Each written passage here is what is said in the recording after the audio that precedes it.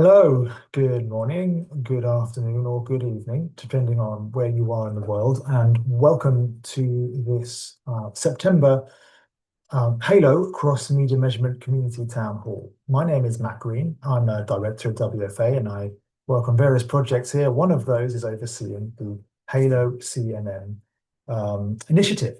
Delighted to be with you today. We've got a fantastic agenda.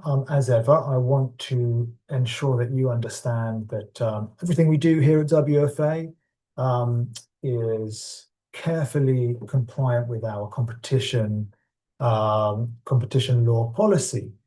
So, as you can see, it is the policy of the WFA that it will not be used by any company to further any anti-competitive or collusive conduct.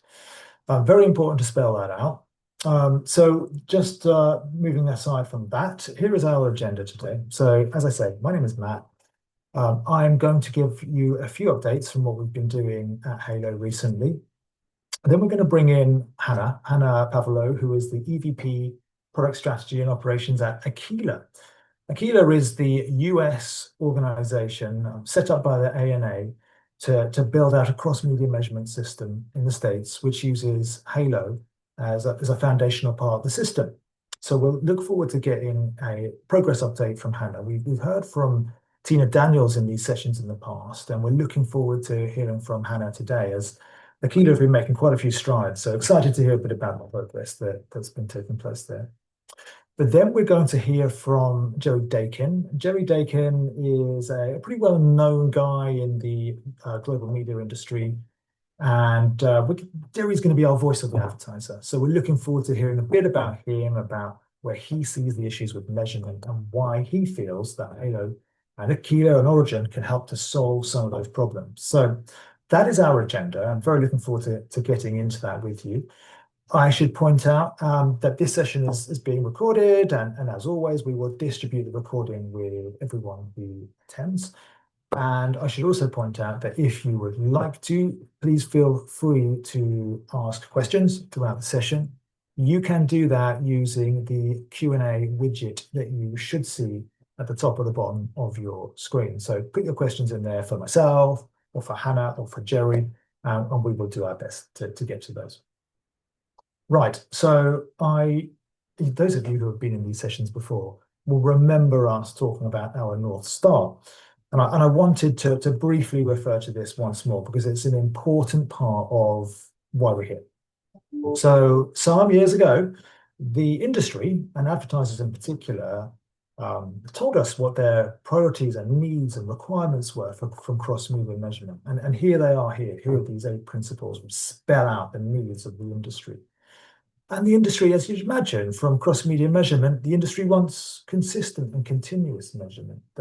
Everyone wants this to be full life cycle, comprehensive, and so on. Who wouldn't want these attributes, right? Of course, we all do. We don't have systems which meet these attributes, but of course we want this in place. The challenge has been how you set up the systems and tools which can meet quite ambitious set of priorities and requirements. Well, we think that we've solved for that with the Halo framework. And the Halo framework is an approach which has been arrived at through contributions from various people across the industry.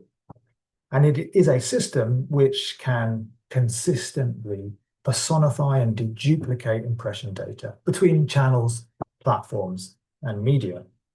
And the Halo framework does that in a unique way. There are panels involved, and everyone on this call will be aware that the panels have been a foundation of audience measurement for forever, right? So panels are also required within the Halo framework, but they are used not as the sole measurement of record, but as the means to train models. So here's a departure from the past. Yes, Halo is set up we're a jurisdiction, a region, a measurement organization willing to adopt this approach, and it's voluntary.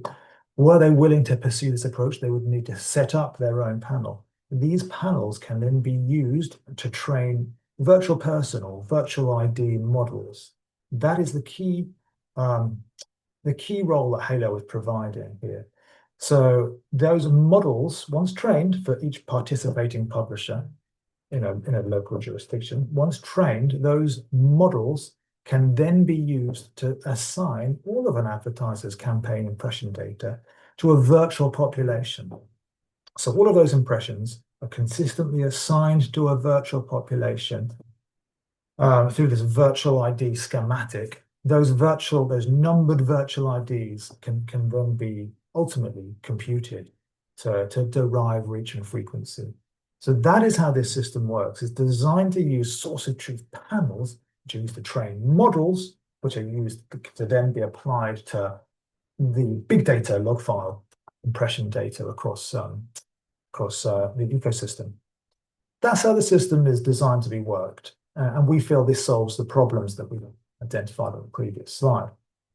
Now, as you've gauged, there are many components that are required to actually make this happen in a local jurisdiction. Local inputs or impression data would need to be provided by participating publishers. A jurisdiction would need panels. They would need virtual person model training providers.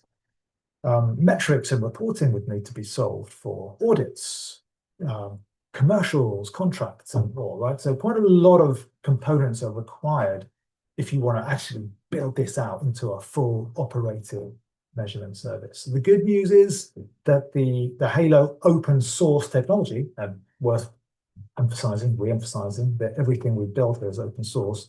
We have a core methodology which users can adopt.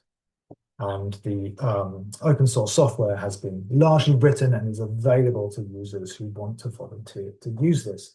So we think that solves problems for those local users or measurement customers, as you might call them. And here's one of them here. And we'll hear shortly from another Hannah.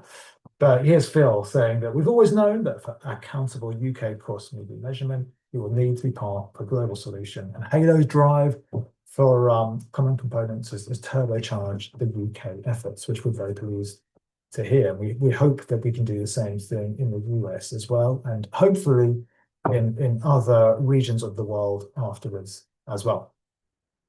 So before I hand over to Hannah, I just wanted to remind what we've been working on in 2025. So a lot of the open source software has been written for the virtual person systems and more. So that basically it's a load of open source software libraries. This year, 2025, the focus has been on these three areas here. So providing the open source technology for APIs. So users of this system in the US and the UK can enable their clients, Aquila can enable their clients to get access to this data through the API rather than having to go through a traditional UI. Not that we don't need UIs, we do, but we also want APIs in place. So that's been delivered in Q1, I think. We've also worked on various improvements and reliability upgrades, which include improvements to reports, improvements to campaign search functions, and others. And the last piece that is not yet shipped, but is being worked on now, is what we call the Event Data Provider, or EDP aggregator. And this is an important component which is designed to ease the integration of a publisher into a local system. It's a non-trivial for a publisher to integrate with a system locally currently. And the EDP aggregator, its core functionality, its core purpose is to ease that integration for a publisher, to make it much more straightforward to get into a live version of Halo into Origin or Aquila in the US and the UK. So that is something we're very actively working on now with the team of developers who are willing to contribute to the initiative. And I should say that anyone is willing to come and help contribute. If you're interested, you have some time, please do come and help us build these components. Everyone is needed and welcome here. Okay, so these are the three major features of the roadmap in 2025. And at the moment, there's a lot of work to work out what should be built by the Halo initiative in 2026. And again, what will be built around the needs of the users. Again, Origin and Aquila as they progress into a live state and are sharing data with more and more customers themselves. Okay, so I think this is the right time to bring on Hannah, who is indeed building out a genuine live version of the Halo system, as I described. That's called Aquila. This description I sourced from ChatGPT, Hannah, and I hope it's faithful to your background. You are the EVP of Product Strategy Operations at Aquila, 15 years of experience spanning product strategy, analytics, marketing science, all sorts of stuff. I'm pretty intrigued by this. You have co-authored two US patent applications, so that's fascinating. That's not what we're here to. If you've got time, please tell us about that. But give us a little introduction to yourself and your role, and tell us the progress that you are making at Aquila. It's been a while since we've had you come to present, so we're really fascinated to hear about the progress that you've been making. I will take down my screen share and invite you to begin your own.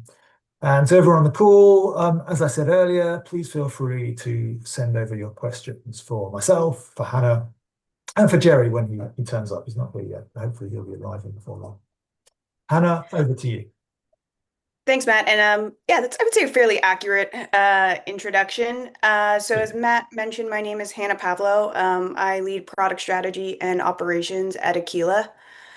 I have been with the company for a little bit over a year and a half now, starting out, part-time and then fully transitioning this year. The things that I'm going to talk to you about today are mostly how we think about Aquila within the US landscape, a little bit about who Aquila is, where we are, and then a lot of the things that we're actually learning from our advertiser and agency partners. Um, Aquila's trying, the way that our ambition is really to think about is building a foundational data layer for cross-media measurement.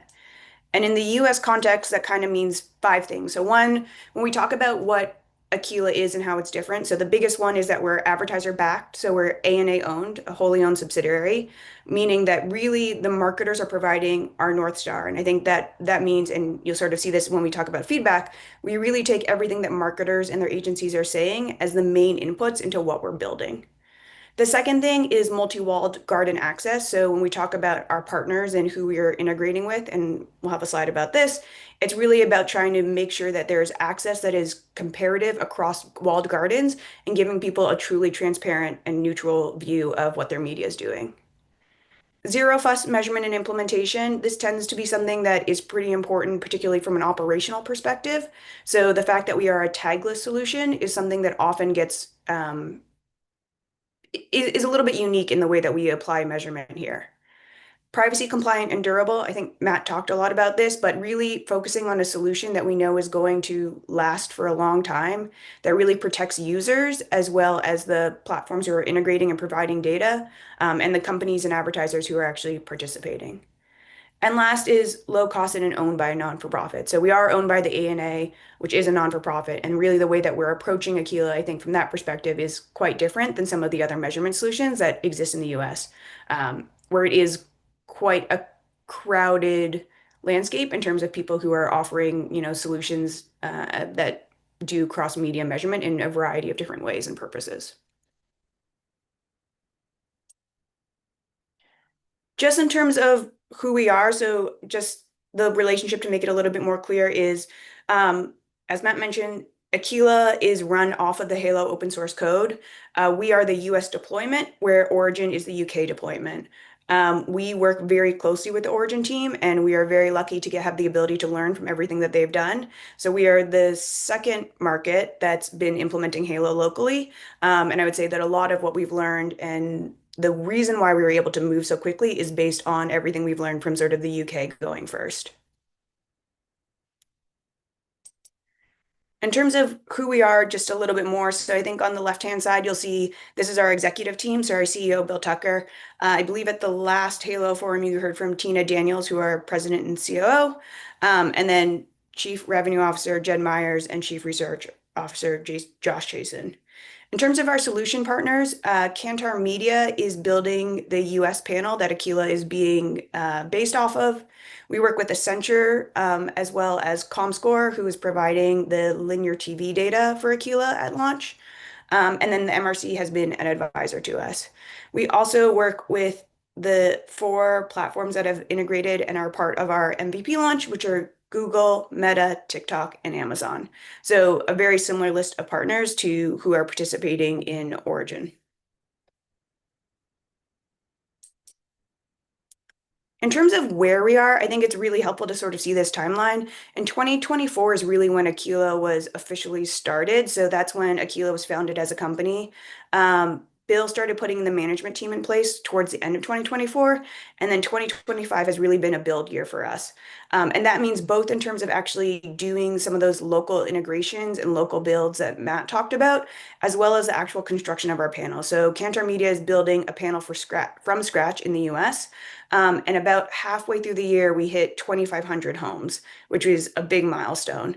And that put us to a place where at the middle of August, we started our trials program. And I'll talk a little bit more about that. But one of the things I just like to call out on this slide is that it's really incredible that we were able to sort of build and get to a place where we have a trials ready product in less than a year. And that is because of the fact that we're using open source technology from Halo and also have the learnings from Origin and are able to implement all of that much quicker than if we were trying to do this from scratch without sort of these resources in place, and methodology and solutions that we just really need to focus on the local implementation of. And then our future plans is really the focus of our launch of our platform, which is early 2026. And then they're going into more partners from a media perspective, as well as more marketer adoption.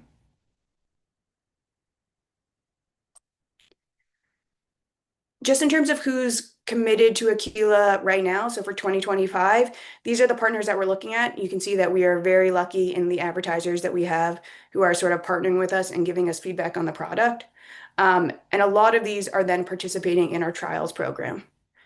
And when we talk about our trials program, we really talk about sort of three things that advertisers can get from it. So the first one is that it really unlocks key use cases. One of the things that we're seeing is with the introduction of sort of a new solution, understanding how that data can be used and where you can use it is something that you're only going to learn from actually experiencing the product. So through trials, getting early access to the data is what's enabling marketers to start thinking about how they can apply this in their business, which relates to sort of the second one around accelerating readiness. One thing that I think many marketers and agencies in particular know that there is a lot of operational challenges to putting in a cross-media measurement solution. So even when you get all the data right, even when you have all the product right, figuring out how you can actually connect that throughout your organization and to different workflows is going to be a real either barrier or ability to capitalize on that data is the understanding of how it flows through your organization. So one of the things that we really focus on in Aquila trials is making sure that operationally all the teams that need to be involved are aware and working through it. And the last one is around building community. And this is the one that I think is probably the biggest benefit to Aquila as well as the advertisers and agencies is we're really trying to bring brands and their agencies together to sort of give us feedback on what we're actually building. And so what I'm going to talk about a little bit is how we're doing that and how we've actually translated the feedback we're getting from marketers and agencies into our actual product roadmap. So in July, we had our first in-person marketer advisory event. We had over 40 plus attendees. And it was interesting because it was a combination of both marketers who I think you saw in that previous slide who are participating, their actual agency account teams, so the ones who are specifically involved in implementation, as well as representatives from agencies from some of the larger holdcos who sort of had a perspective that they could give representing their groups.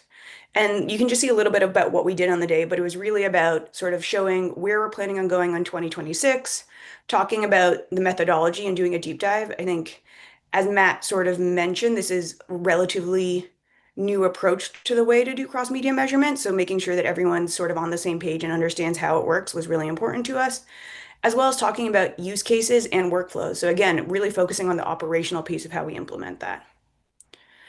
And from that event, there was a couple things. So one, we did this product canvas exercise, which I think is helpful to see. So really it was very much getting tactical feedback on here's our product roadmap for 2026. You tell us where we need to focus, have marketers and agencies sort of vote and give us feedback on where that goes. And then us figuring out how to slot that into sort of our roadmap moving forward. I think the point of this slide is mostly to show that we really do take sort of the marketer and agency feedback very seriously and how we think about implementing it within our product roadmap. And so there's three themes that I think came out of this.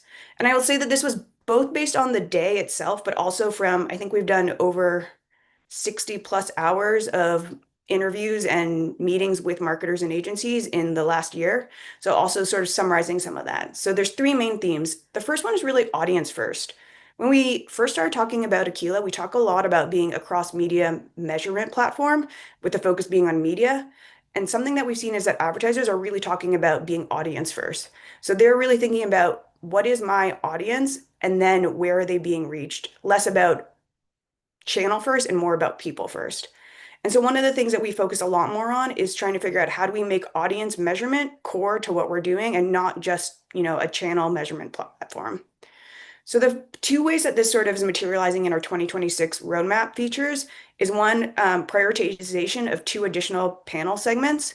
So at launch, we'll have demographics, so age and gender, but really trying to think about what are the next panel segments that we want to bring onto the product.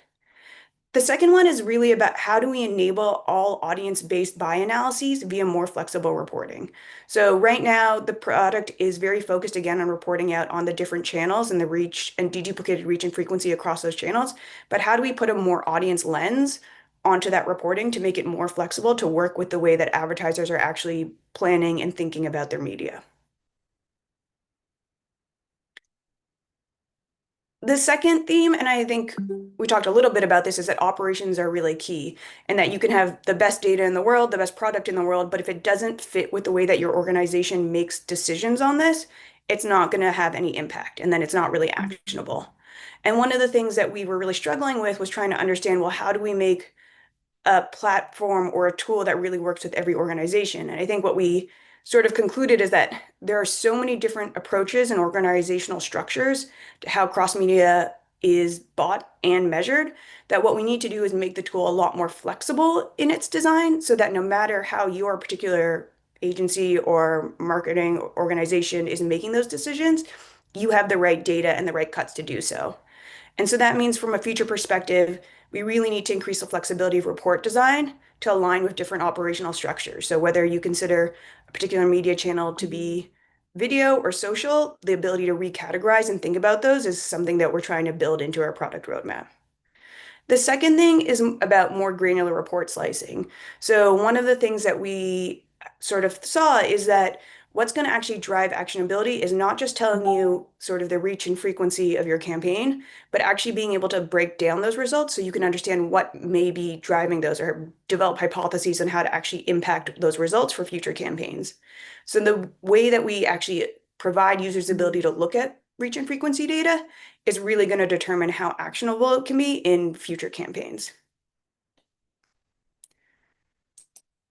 And then the last theme is really about that scale matters. So we know again that when we ask marketers about what their number one priority is for Aquila, one of the most common things is adding more media platforms to the solution. So making sure that we're covering what those channels are.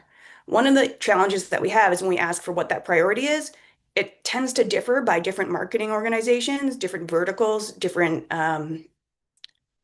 people and different company sizes. So everybody sort of has a different ranking of what platform they next want to see on our list. In order to then try and think about how do we solve for this problem, what we really are focusing on are product features that help us to scale and ease that adoption. So this is where working with Halo has been really helpful. I think Matt mentioned the EDP aggregator. And what that really is a tool for us to help get more platforms on board to Aquila faster. So while we can't necessarily prioritize, everyone's top choice, we can prioritize the technology that makes it easier and quicker for people to integrate into the solution. So these are some of the main themes that we've seen coming really out of advertiser conversations, advertiser and agency conversations, and how they've sort of manifested into what we're actually talking about in terms of a roadmap for 2026, and how we're thinking about the development and changing what the platform actually looks like. The last thing I'll call out is while we are closing in on trialist spots for 2025, we do have, I think, one or two more left at the end of the year. So if there is anybody who wants to still get involved, please do reach out. I put Jed, who I mentioned is our Chief Revenue Officer's email up there. Please reach out because we really are still looking to get as much feedback as possible from the marketer community. Amazing. I hope you get some more sign-ups. So how many trialists have you got so far then, Hannah? I think we have, I need to look at the last count, but I think around 30. Oh wow, that's great. Yeah. Yeah, yeah, very exciting. There may be questions. There is at least one. I'm going to ask some questions, and if anyone else wants to ask some questions, then you can. So put it in the Q&A. We have a couple of minutes. My first one, Hannah, as discussed, panels are really important for the way Aquila works, and you're working with Kantar on the build of that panel. You've said that you're at 2,500 homes, 2,500. We're actually now over 3,000, I believe. We hit 2,500, I think, mid-year. Yeah. Okay. Wow. Okay. And what's the aspiration? What are you trying to get to? Yeah. So You we're need to get to. The US is enormous, right? We're talking about what's the population? 350 million.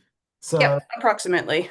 calibration panel doesn't need to be that, it doesn't need to be enormous, but it needs to be big, right? Because it's such a large country. So how big is the panel going to be? Where are you going to get to?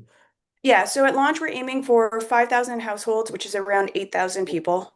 Right. I think one question we often get is that big enough? To your point, this is a calibration panel, not necessarily a measure like a live measurement panel.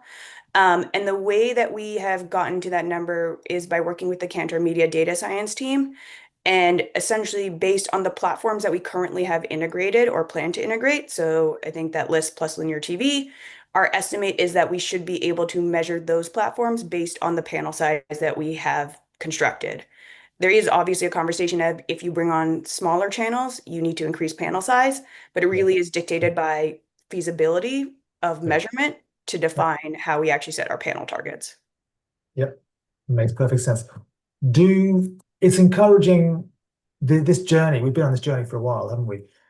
Advertisers, the what you're building is clearly still resonating well with advertisers. They still want this more than ever. Is that fair to say? Yeah, I would say that it is surprising how many conversations we go into with advertisers where, not all conversations, but when we go and we say, here's Aquila, here's what it is, and they say, thank you, this is what we've been looking for. Yeah. Like, we are ready. Like, it does seem to be a gap that a lot of advertisers and agencies still feel like needs to be addressed. And I think that is sort of what pushed the ANA to really invest in Aquila and start that journey, because it was constantly, one of the number one topics that members were asking about and talking about.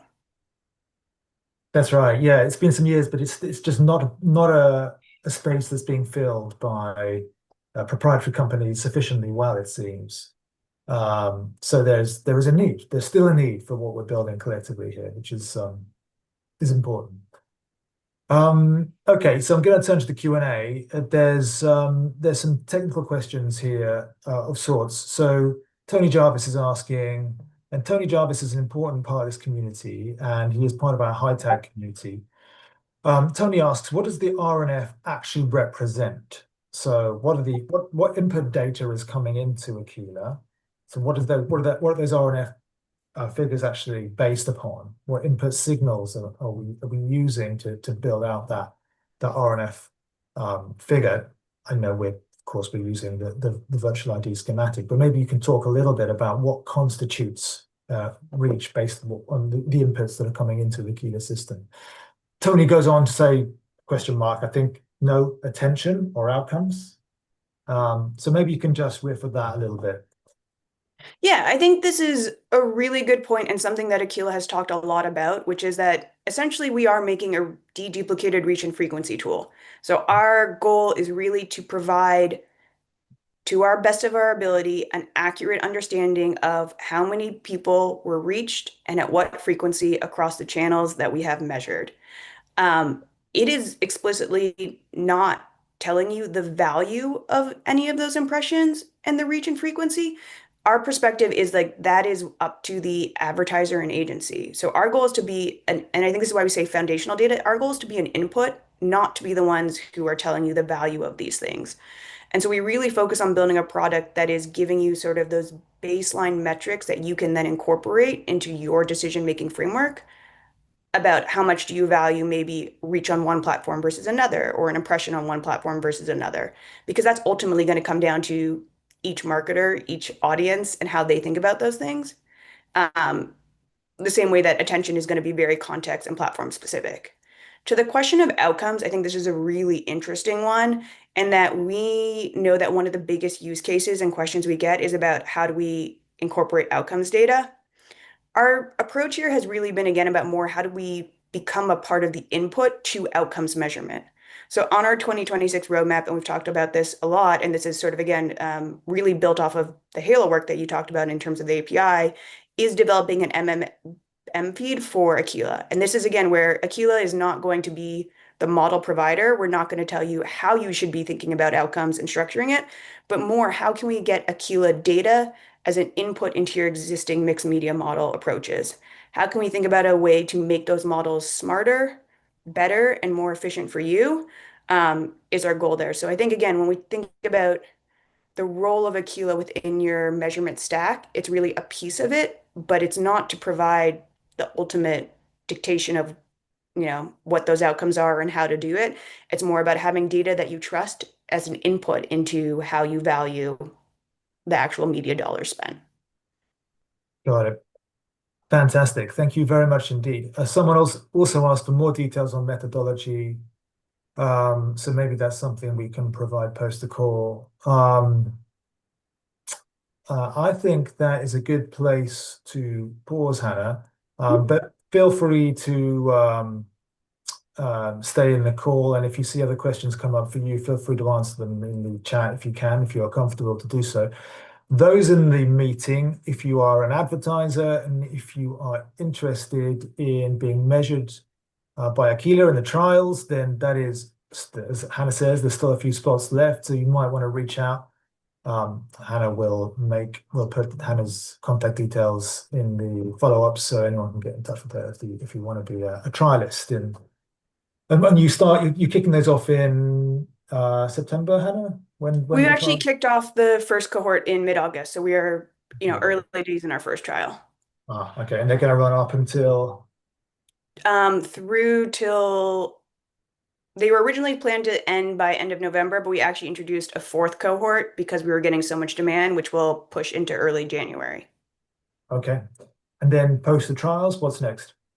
I mean, then the plan is launch. So Full launch, yeah, yeah. in Feb time. Yep. Amazing.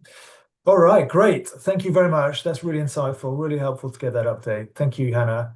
Now I'm going to turn to my next speaker, Jerry Dakin, who I will invite to come off mute. Jerry, you can see my screen, and on that screen, you will see yourself, and you will see a ChatGPT generated description, a speaker bio for yourself. And I think it's quite good. Power of AI, yes. Yeah. And you are certainly a power AI user. It doesn't mention I create a cartoon series. It's clearly flawed. No, I've implied that with the picture.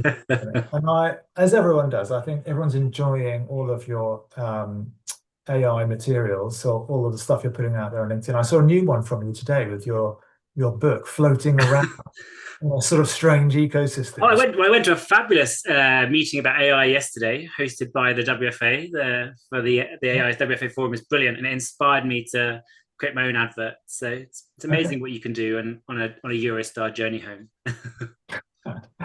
Very good, very good. Well, listen, I've got some questions for you, Jerry. I'm now going to take this thing down. How do we do that?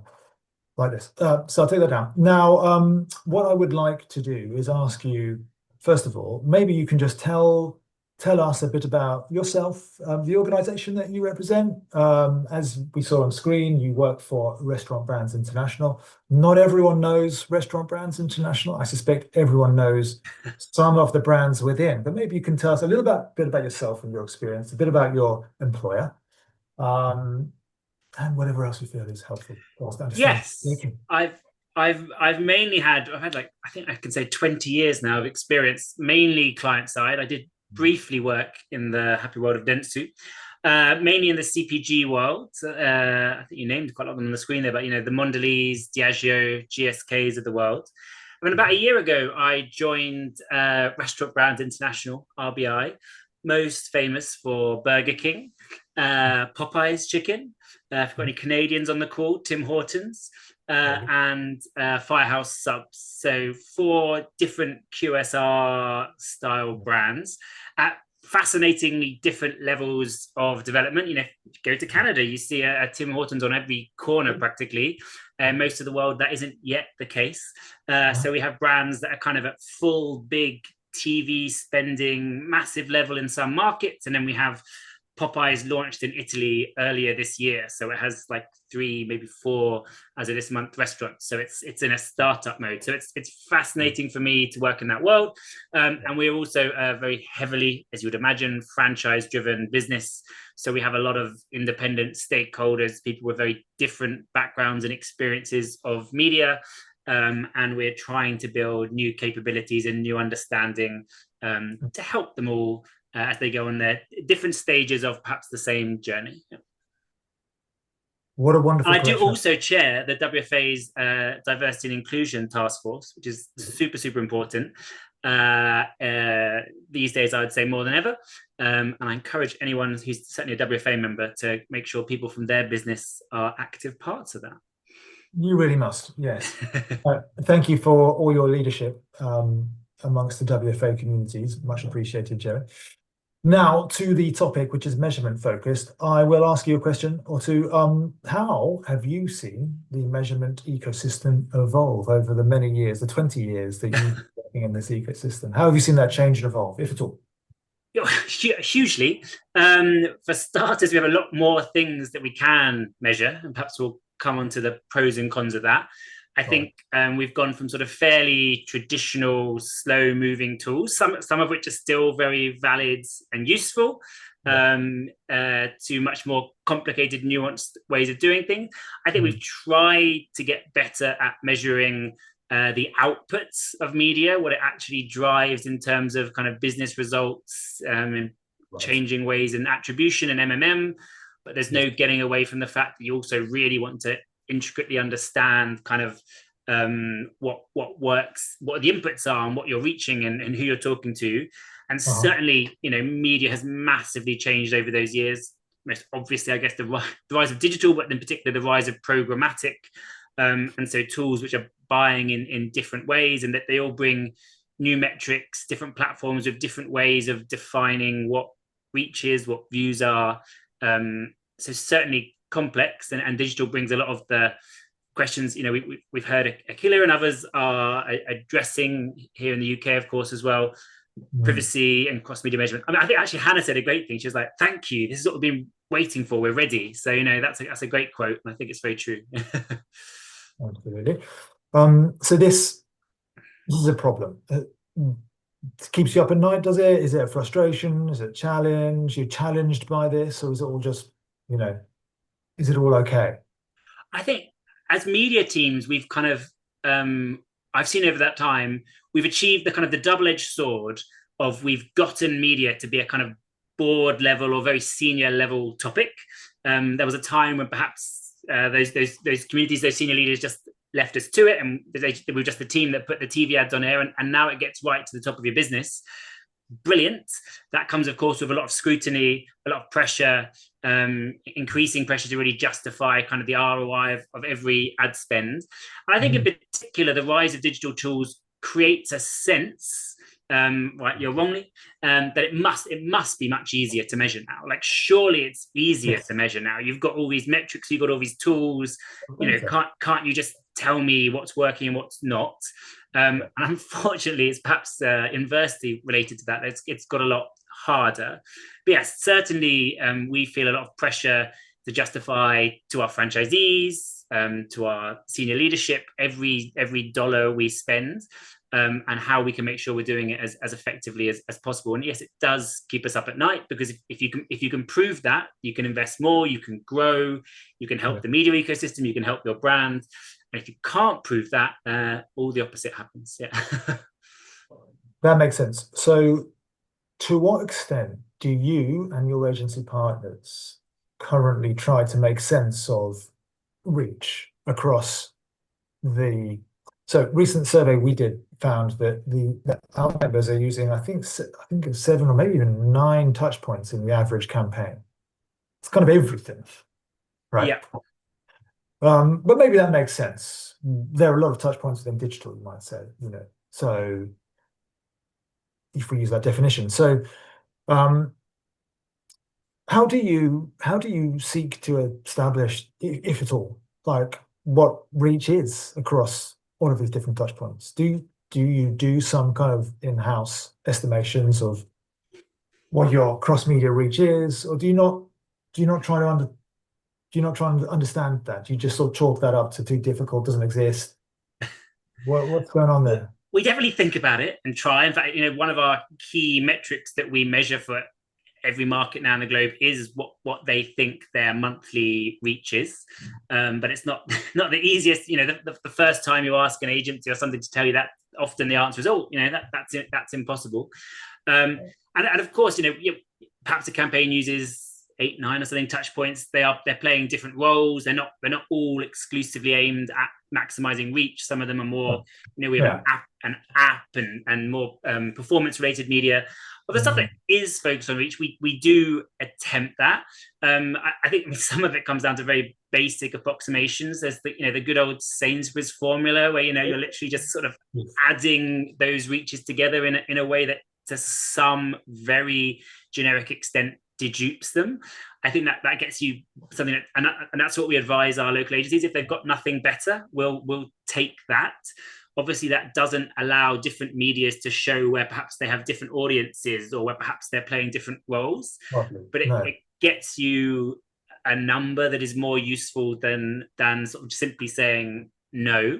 And I think in sort of planning a strategy, it's perhaps easier there. Like we work with a number of different agency groups, but they all have their Omni planners or their WPP opens and things that do pull a lot of that data in sort of hypothetically at the start of your campaign. And whilst you can't use that as a true measure, of course, we do find that a really important factor, and we would love that to be enriched more with real data of who we actually are reaching, for sure. Yeah. And how would you? So you've got certain data to put, ballpark figures, but how would you use data like this? Would you be using it as a sort of post-campaign? Oh, we think we reached, X% at Y frequency.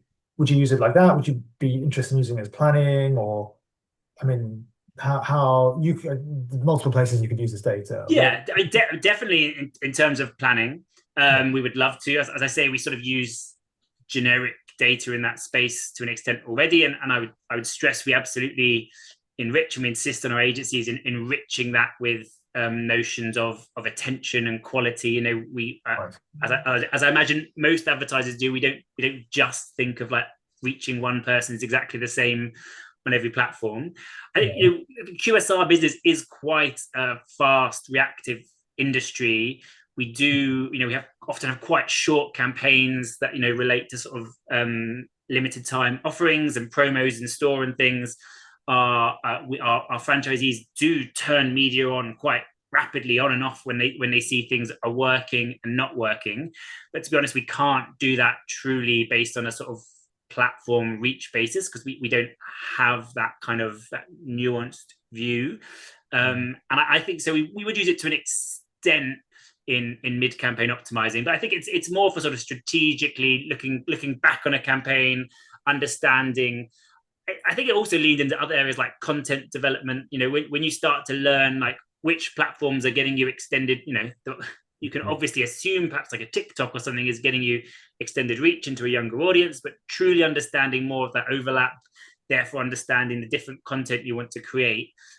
Is that, and I don't think we plan on a sort of super simplified world where like, oh look, Aquila told us that this one is reaching more, so all the money is going there or anything. But it certainly helps you go in that way. We very much believe that media channels play different roles, that they having 9 seems like quite a lot. Let's count them, but having 9 channels together, they complement each other. Your out of home is doing something that triggers something that people who've seen on TV, that you know, that Yes. your meta ads are kind of bringing back to life. It's more Yeah. complex than I just want to reach people once and be done. But I would love to know more about that total reach and what builds it up. Yeah. Would you like to know? Yeah, so the reach is a powerful foundational data set. Would you like to know more about the level of attention, therefore, that those people who were reached or had an opportunity to see, the level of attention that they offered to the ad would presumably be a layer of information beyond that you'd also like to have?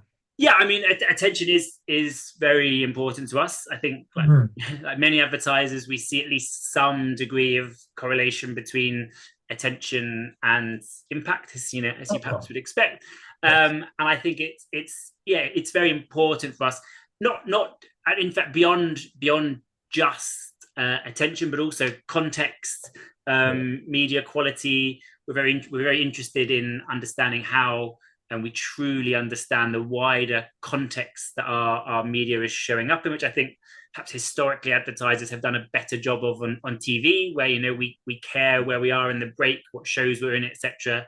You know, we try and bring that mindset to everything. So yeah, for us, none of this is about, you know, reducing every media to an exact equal and an exact calculation. You know, we'll still have campaigns where we think, we really want to tell a longer brand story here, and we don't mind that it's costing us a bit more to show it for longer to more people. And we'll have times when I just want to tell you that we've got a special deal on this weekend and it's very cheap, and if I can get in front of you for a few seconds, that's perfect.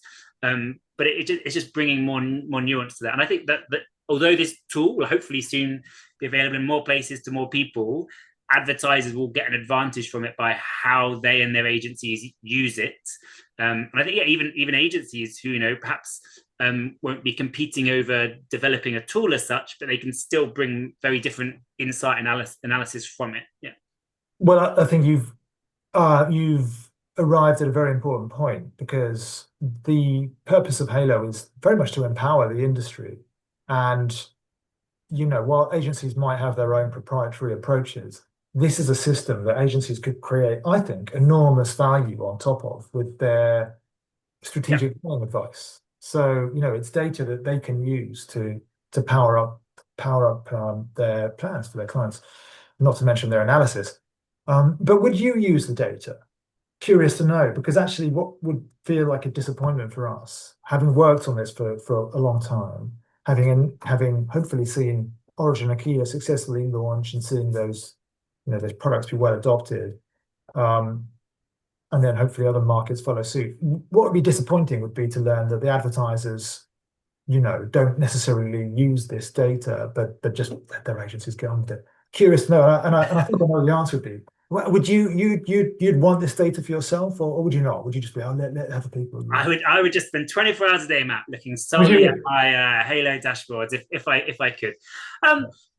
Well, the reality is, as a central, I mean, I work in a central media team. So obviously, I'm not day-to-day involved in the planning of local markets. But actually, one of the things that's fascinating in that role is I often go or virtually go to local markets, and people show me plans and they tell me what they're doing. And then my colleagues ask me, is it a good plan? Is it a bad plan? And obviously, you know, there's an extent to which, as a sort of general media professional, you can have a view on that. But the reality is, truly knowing that requires much more understanding of kind of local reach, local platforms, local media costs and things. So actually, even in a regional role, I think it would be fascinating to be able to have a view on this. I certainly would love and hope that our local media people would want to play with it, see it, look at it. You know, here in the UK, I know a bunch of people who've been part of the trial with ISBA. I know quite a lot has geeked out a bit about what you can see and what you can talk about. It's what we talk about over lunches, you know, media people.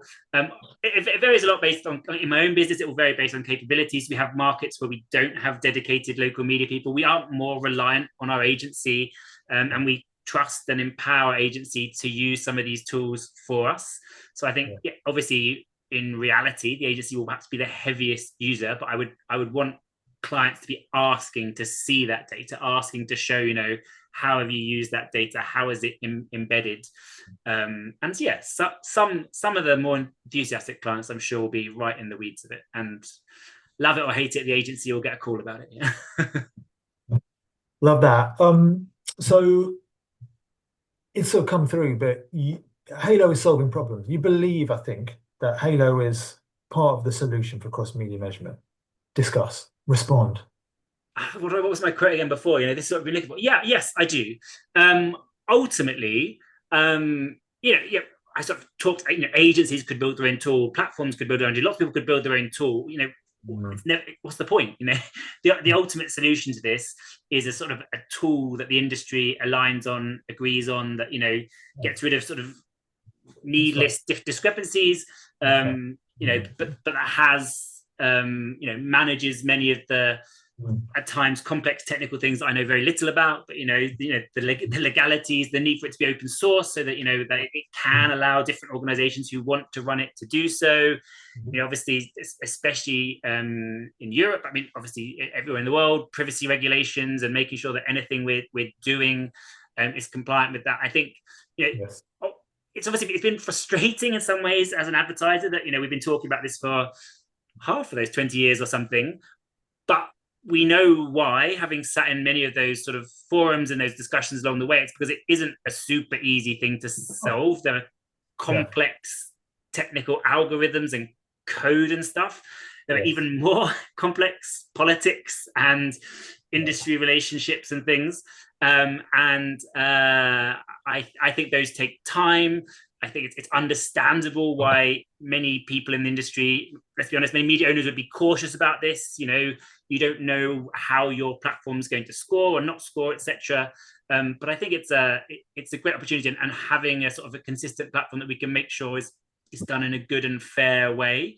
And hopefully the couple of markets who are doing this sort of the hardest first test makes it much. I'm sure there are still local conversations and battles and discussions and things to have, but hopefully a lot easier and faster. As a global person, I would love to see it in a lot more places. That was going to be my next question, actually, and final question. It's like, what would you hope for the future? So is it that you would hope to see this successfully deployed in the US and the UK and then expanded to other countries? Is that what you'd hope to see? Is there any further you'd hope to? Quite often we hear, so I've heard Soren come into this call and say, I want to see this work on outcomes. Is that something that you would also aspire to see this to do as well? I mean, yes. I think there's I mean, I'd love to see it work on outcomes. I think you're perhaps what's the official answer to that? I think it can work on outcomes, because if you have the official inputs, then there are other partners, other people exist who do MMM and stuff. This would be a fabulous input into our MMM. Sure, if you can deliver my outputs, that would be fantastic. Maybe put that on your 10-year roadmap, and start by more countries, more platforms. And I think even some of the big partners who've helped sponsor and be a part of it, and then in every market there's obviously TV stations and other media owners, some of whom I know are queuing up to be part of it as soon as possible, some who have their nervousness. And I would hope that we come to a time when people see it as a kind of great positive thing for the industry, and not a challenge or a threat. But no, I would agree with the good minds of PepsiCo and things, that it would be lovely to have it. At the end of the day, this is measuring inputs into a system. To an extent, if you can skip over those and measure your outputs of a system, the inputs are less important. But if we really want to get nuanced outputs, if you want to have MMM that really truly talks about the different role of different channels and things, the richer the inputs you have into that, the more you get out of it. So it would certainly enrich the ways in which we try and measure outcomes as well. Yeah. Fantastic. Jerry, thank you very much indeed. Thank you for everything you do for us. Thank you for your leadership and your what's it called? Thank you, Matt, for driving this. No. Captain Digital Sense. I look forward to seeing available on LinkedIn if you want it. There is a comment I did make. It makes no sense why I've done it, Matt, but there is a 3-minute cartoon series I made which tells the story of Halo through the lens of a comic cartoon character, just because I thought I'd experiment with AI, and that's where it led me. Yeah. So. We will share the link to the Captain Digital Sense edition of Halo. So yes, Look forward to sharing that out. Thank you very much, Jerry. Thank you very much, everyone, for your participation in this session. I hope you found it useful. We will distribute the recording of this session. Please also feel free to register for the next Halo Town Hall. It is planned to be on the 12th of November. You can register for that session now if you want to by navigating to this webpage here, use the QR code, or just go to the WFA website, click on events and scroll through the listings until you get to the 12th of November. You will find it there. We look forward to seeing you then. We'll be probably come back to hearing from Origin amongst other stuff we've been working on in the interim. Thank you once again, Jerry, for excellent Q&A. Thank you, Hannah, for an insightful presentation on the status with Aquila, really exciting. And lastly, once again, if there are any advertisers in this call who want to participate in the outstanding Aquila trial places, then you should reach out to her and we will share her email as well. Thanks again, and see you next time. Bye-bye.